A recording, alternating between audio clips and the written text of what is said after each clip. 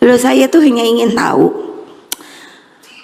ini memang dimainkan kan, bahwa PDI Perjuangan ini, jangan deh bohongi saya, TSM tuh berjalan. Inilah yang disebut kacang lupa kulitnya, ya. Bukan hanya partai yang bisa mengatakan itu terhadap Jokowi, tapi Jokowi juga bisa mengatakan bahwa kacang lupa kulitnya. Siapa yang mengangkat PDIP setelah keterpurukannya 2 periode sehabis Megawati presiden? Siapa yang mengangkat? Jokowi.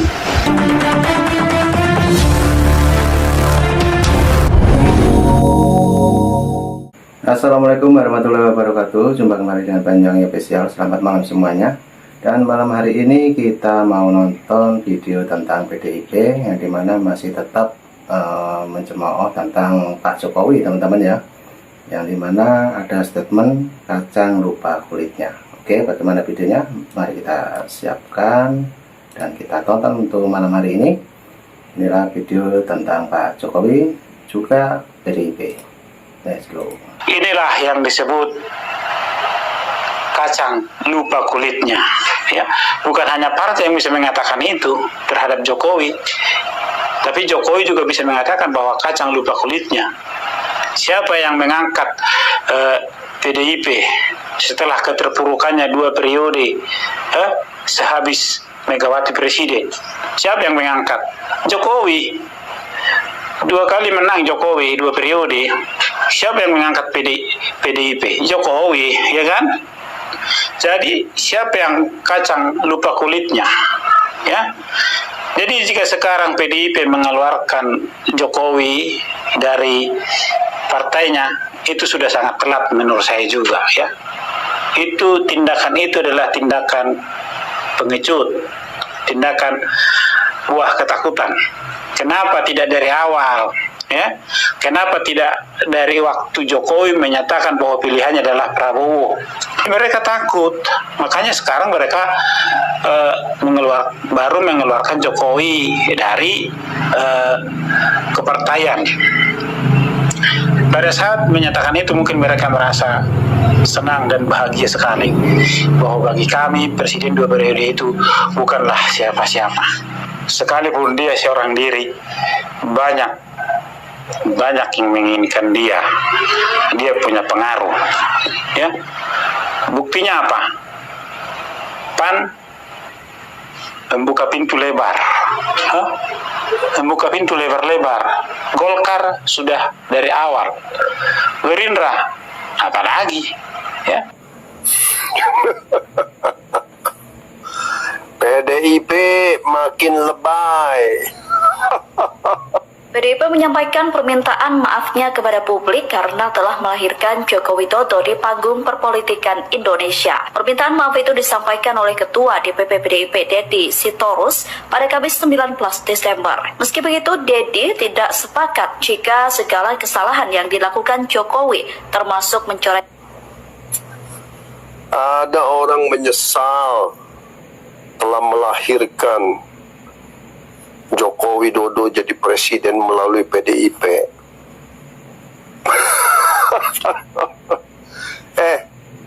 Saya beritahu ya, Deddy Sitorus ya, kalau tidak ada PDIP, pastinya partai lain yang akan dukung Pak Jokowi. Anda harusnya bersyukur, beruntung mencicipi selama 10 tahun. Ya, kekuasaan. Saya tidak pernah lupa ketika 2014 PDIP memenangkan Jokowi menjadi presiden dengan partai koalisinya. Apa yang Ibu Megawati katakan? Alhamdulillah, setelah saya berpuasa kekuasaan selama berpuluh tahun, baru sekarang kita memenangkan. Kalian menikmati kekuasaan selama 10 tahun, jangan pernah lupa itu. 2014 sampai 2023, 9 tahun Dan 1 tahun ini Anda mencerca, mencemooh, memfitnah, ya, membuat hoak tentang Bapak Jokowi. Mohon maaf buat kader PDIP. Perkataan-perkataan semacam itu tidak bisa kami terima sebagai orang-orang yang sungguh melihat fakta dan kenyataan. Rekam jejak membuktikan. Kalau hari ini kalian kalut, sekjennya dijadikan tersangka oleh KPK, itu bukan urusan Bapak Jokowi. Itu karena banyak kader PDIP yang terlibat korupsi. Ya, kemudian Anda membuat press release, ya, seakan-akan ketika Anda memecat Bapak Jokowi, Gibran, dan Bobi, tiba-tiba Anda mengalami ini. Masyarakat sudah tahu, ini kan urusan Harun Masiku ini 2019, 2020 dicari. Dan siapa yang menyembunyikannya? Siapa? Masyarakat tahu. Hasto Kristianto, dialah yang menyembunyikan tersangka. Jadi kalau hari ini PDIP kembali lagi playing victim, ya, pakai drama Korea, ya, sudahlah. Hasto sejak beberapa waktu yang lalu saya sudah katakan tidak layak jadi sekjen PDIP. Hanya Ibu Megawati saja yang tidak bisa melihat, menutup mata, ya, tentang keberadaan eksistensi Hasto itu merugikan partai sebesar PDIP. Sayang sekali. Jadi kalau hari ini kembali lagi PDIP mengalami masalah, bukankah itu hasil dari perbuatan Hasto sendiri? Dan Dedi kembali melakukan playing victim. Ya, luar biasa. Mengatakan menyesal. Ya, hanya Tuhan yang tahu keadaan yang sebenarnya yang terjadi. Pak Jokowi di mata kami masyarakat tetap is the best. Nah, itulah teman-teman ya. Jadi sedikit tentang Pak Jokowi, juga cerita waktu PDIP masih bersama Pak Jokowi ya. Oke, ini juga ada video tentang Pak Jokowi lagi, dan ini adalah salah satu para netizen yang membela Pak Jokowi. Oke, kita dengarkan dan kita tonton untuk videonya. Lanjut. Dongeng Bu Mega di HUT PDIP. Tanggal 10 Januari 2025 kemarin, PDI Perjuangan merayakan ulang tahun yang sederhana di sekolah partai PDIP di Lenteng Agung, Jakarta Selatan. Ulang tahun itu digelar sangat sederhana. Kursi-kursi ditata dan ada panggung kecil. Dalam pidatonya, Ketua Umum Partai Megawati Soekarno Putri menyebut bahwa tadinya ingin menggelar acara yang besar-besaran. Tapi karena capres yang diusung kalah, jadi prihatin dan bikin sederhana saja. Bu Mega juga heran, kok bisa kalah? Dan urutannya nomor 3 lagi. Setelah itu beliau bilang, ini rekayasa dari mana? Saya mau juga dong belajar kayak gitu. Dari sini terlihat luka akibat kekalahan di kontestasi Pilpres itu ternyata masih tertoreh cukup dalam, setidaknya di hati sang ketua umum. Megawati juga menyebut ada orang mabok yang diistilahkannya dengan megalomania. Ini sekilas kayak lagi ngatain diri sendiri ya, megalomania. Jadi benar kekhawatiran saya. PDI Perjuangan tidak menggunakan kekalahannya sebagai momentum untuk introspeksi diri, berkontemplasi dan menyusun langkah-langkah recovery, tapi terus-terusan sibuk meratap, menyalahkan orang lain, dan mengulang-ulang dongeng narsistik tentang kehebatan diri ketua umum sebagai anak pendiri bangsa yang punya gelar profesor 3 buah dan honoris causa 11 dan katanya mau nambah 4 lagi. Dan hadirin pun riuh bertepuk tangan.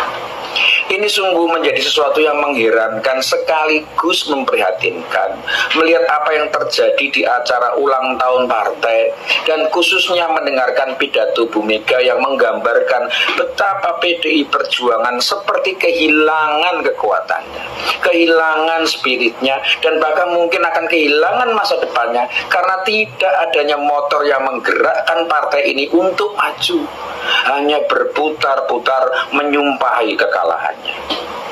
Kalau para kader nggak prihatin, ya sungguh lengkap sudah kemerosotan partai ini. Kemarin-kemarin sebagian elitnya masih lantang memberikan statement bahwa mereka tetap solid dan makin kuat setelah kader terbaik mereka, Presiden Joko Widodo, dipecat. Tapi apa yang terjadi di acara ulang tahun ini menunjukkan hal yang sebaliknya. Kekuatan dan soliditas partai hilang bersama kepergian Jokowi meninggalkan partai karena dipecat. Saya pernah menyampaikan di VT saya, spirit Bung Karno, seorang marhainis yang punya spirit kerakyatan, sesungguhnya telah dimanifestasikan oleh Jokowi. Spirit itu melekat pada diri Jokowi dan terlihat dari setiap langkah dan gagasannya. Maka spirit itu kini telah meninggalkan PDI Perjuangan dengan hilangnya Jokowi. Jokowi memang bukan anak Soekarno seperti apa yang sering dipamerkan Megawati, atau juga bukan murid Soekarno seperti yang diklaim Hasto Kristianto. Tapi Jokowi lah yang selalu mengaku bukan anak siapa-siapa, yang telah mampu mewujudkan gagasan-gagasan Soekarno secara konkret melalui dana desa, melalui pemberian hak rakyat atas tanah, pemindahan ibu kota ke Kalimantan, dan masih banyak lagi gagasan-gagasan Soekarno yang berorientasi pada kerakyatan. Megawati hanya bisa mendongeng tentang Soekarno, tapi Jokowi lah yang telah menjalankan gagasan-gagasannya. Dan tak ada satupun yang mampu menghentikan dongeng Megawati yang semakin melantur. Salah satunya saat bicara tentang AI, yang sepertinya beliau salah tafsirkan sebagai cloning atau rekayasa duplikasi spesies yang sama sekali tidak kontekstual dengan perjuangan partai. Kalau pidato ini adalah seruan untuk memotivasi usaha kemajuan bangsa dan negara, kok terdengar lucu. Tapi kalau kita anggap ini adalah stand up komedi, kok malah jadi miris karena garing. Beberapa tokoh yang hadir pun saya yakin merasakan kekikukan atau situasi awkward ketika menyimak dongeng Bu Mega itu. Ada Ahok, ada Ganjar, Butet Kertarejasa, dan beberapa tokoh internal partai lain yang masih tetap eksis. Puan Maharani dan Prananda yang duduk di kursi VIP tampak kompak memakai setelan baju warna hitam yang sering dikonotasikan sebagai tanda perkabungan atau bela sungkawa. Mereka juga hanya bisa manggut-manggut menyimak pidato yang lebih mirip dongeng nostalgia sang ketua umum dengan isi hati yang mungkin berkecamuk, kok kayak gini ya. Pada satu kesempatan Pak Jokowi menyampaikan ucapan selamat ulang tahun kepada PDI Perjuangan yang kemudian dibalas oleh Mbak Puan Maharani pada sebuah wawancara dengan wartawan. Komunikasi tidak langsung ini sebenarnya mengisyaratkan harapan, mengisyaratkan kebaikan yang kalau bisa didukung dan diberi jalan akan mampu mengembalikan kekuatan dan tujuan PDI Perjuangan sebagai partai yang selama ini menjuluki dirinya sebagai partainya wong cilik. Bu Mega harusnya tidak fobia pada perubahan dan regenerasi. Elit-elit partai harusnya tidak memberhalakan dan menjerumuskan beliau. Masih ada waktu dan tidak ada kata terlambat untuk memperbaiki kesalahan dan kerusakan. Bila semua sepakat untuk memanggil kembali spirit dan kekuatan Bung Karno hadir di tengah-tengah mereka dan diberi kesempatan bekerja sepenuh hati untuk rakyat Indonesia. spirit dan kekuatan yang telah pergi dan bersemayam dalam sosok kader terbaik yang terbuang dari partainya. Semoga bermanfaat. Nah itu tadi teman-teman ya, jadi tentang Pak Jokowi yang dijatuhkan melalui sastrawannya, Bapak Sastrawan Indonesia. Oke, lanjut lagi, ini masih ada dari para netizen tentunya, yaitu tentang Pak Jokowi. Ini pendapat dari masyarakat ya. Oke, lanjut kita tonton. Hei, tahu nggak? Drama PDI Perjuangan masih akan berlanjut ya. Setelah Hasto masih ada Yasona Lawli, salah satu kader PDI Perjuangan yang sudah dipanggil KPK 2 kali tidak datang, dan kemarin baru dipanggil. Kita lihat KPK ini bakalan panen kakap-kakap besar dari PDI Perjuangan. Ada yang bilang juga, kan yang korupsi nggak cuma dari PDI Perjuangan, masih ada partai yang lain. Iya benar ya, kita mendukung mau partai apapun, mau Gerindra, Golkar, PDI, apapun itu ya, yang dimana mereka pejabat-pejabat yang menjadi mafia negara dan merugikan negara, maka mempunyai kewajiban KPK untuk menangkap. Jadi kita nggak cuma berbicara PDI Perjuangan. Jadi buat kalian para pendukung PDI Perjuangan, jangan beranggapan kita hanya senang dengan kader PDI Perjuangan yang jadi tersangka. Enggak, kita juga menunggu dari kader-kader partai yang lain. Tapi kebetulan ya, ada seorang Hasto yang kita paling benci ya, dan kita paling muak sama orang itu. Akhir tahun ini ya, kita dapat kabar yang terindah adalah Hasto ditangkap dan Hasto menjadi tersangka. Mantap nggak tuh? Ya pada intinya kita mendukung KPK, kapasitasnya bagaimana membersihkan mafia-mafia di bangsa kita. Jadi sekali lagi kita harus mengapresiasi tindakan KPK. Tapi ngomong-ngomong, Bu Mega jadi nggak nih untuk melabrak Kapolri atau mau datang ke KPK turun tangan langsung? Salam elit politik yang tidak tahu diri ya. Pak Jokowi udah berhenti, kalian fitnah, negara ini rusak karena Pak Jokowi. Kami ini rakyat Indonesia yang merasakan jalan semua bagus. Kalian ini bisanya untuk fitnah. Kalian belum siap ada pemimpin jujur membela rakyat kecil. Memang matamu bukan untuk melihat, telingamu bukan untuk mendengar ya. Untuk pembenci-pembenci Pak Jokowi sampai sekarang ini, beliau udah paripurna, udah berhenti. Kalian hujatkan negara ini rusak. Rusak yang mana? Rusak yang mana? Kalian yang otak-otaknya rusak itu. Tahu kamu? Memang babi kau ya. Menghancurkan negara sendiri kamu ya. Kamu ingin Indonesia gak maju ya? Memang pantek kau. Jokowi tanpa kekuasaan masih diperebutin sama parpol. Ya iyalah. Ya kali ada yang mau sia-siakan the power of Jokowi. Partai yang ono aja itu ya, karena udah terlanjur sakit hati gitu, jadi terpaksa membenci Jokowi gitu, terpaksa gitu cari gara-gara sama Jokowi, terpaksa gue bilang mah. Demi harga diri, ya demi harga diri parpol, bukan demi rakyat. Sekali lagi, dari dulu juga masyarakat Indonesia itu sukanya ke Pak Jokowinya, bukan parpolnya. Justru masyarakat Indonesia yang tidak suka Pak Jokowi dari dulu itu disebabkan karena parpolnya dulu.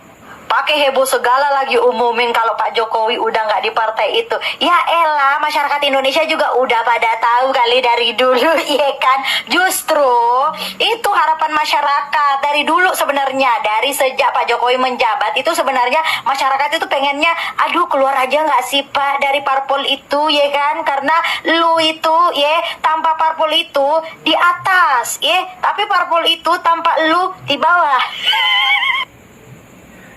Nah oke teman-teman, itulah video yang sangat ini ya, sangat bagus sekali dan sangat mengkritik tentang PDIP tentunya, yang dimana semua para netizen berkomentar membela Pak Jokowi.